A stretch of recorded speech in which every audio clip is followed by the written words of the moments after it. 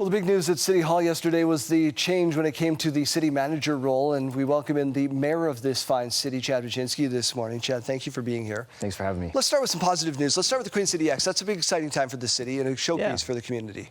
Yeah, absolutely. It's great. I've heard great feedback. I think it was quite busy last night, Blue Rodeo last night. So great Canadian lineup of musicians, and yeah, great chance to bring community together. Rides, food, music. This is a boost the real needs. They've been through some turbulent times. 100%, yeah, and I think it's great. I think everybody's quite excited about this year's iteration. So there we go. We started with the up. Now we got to go to the down. Obviously, you've removed the city manager. She's been on leave since April.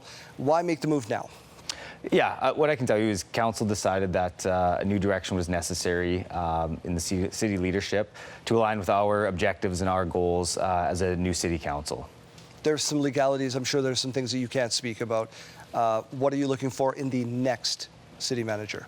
Yeah, that's kind of where we're at. Is we're looking for leadership that aligns with the work that we've done as council, with our priorities, our goals. It's a very new council, like I said, so that's what we're going to be looking for, is to make sure we have someone in place that aligns with those objectives.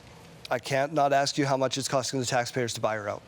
Yeah, well, I don't have the numbers today. The decision was just made yesterday, but I can tell you there is a severance with respect to the contract, and those details, once they're all sorted out, will be made public, so everybody will be well aware of what that looks like. Jim Nicol in the role for the foreseeable future, is that maybe a move that you make permanently? He's done it twice now. Yeah, you know what, I have every confidence in Jim Nicol in acting in that position. He's done it before. Every confidence that he'll be able to carry us over, but we are going to execute a search for a new permanent city manager. Do you have a timeline? I don't have an exact timeline yet, but we're going to get on to initiating that process as soon as possible, and it'll be likely a number of months to go through that process. Okay, we have not touched on the City Aquatic Center. It costs obviously ballooned in that. The decision to move forward with that at this point. Yeah, obviously nobody wants to see cost balloon on any project, and this one has been one where we've seen the costs escalate over time, and time is the really key word there. Is over time we've seen costs escalate for projects across the nation, capital projects. And we're not immune to that either here in the city. So trades costs, material costs, all those things, especially with the world today and the geopolitical climate we have, it's caused these escalations. The good news is that we have a lot of great work that's been done by administration to mitigate 3/4 of that through reprioritization, and then we'll be looking to use debt financing for the last quarter of that escalation. For the people at home who didn't want this project to begin with, were we too far in to scrap the whole thing?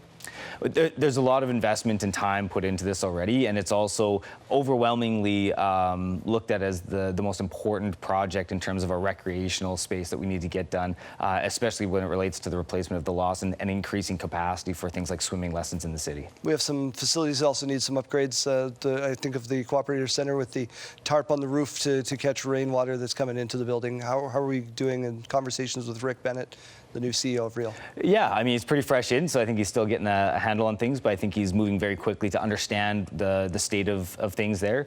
But yeah, you're absolutely right. We have a lot of work to do there. We know we have a lot of asset work to do, and as a city, both with Real and the city as a whole, we know we have a massive amount of infrastructure to take care of, and that's a big focus of mine. I've had a conversation recently with the Premier. We're going to be working with the federal government to see what funding options are available to help kickstart some of these things to make sure we can play some catch up. Thanks for some time. Enjoy the Queen City X. Thanks so much.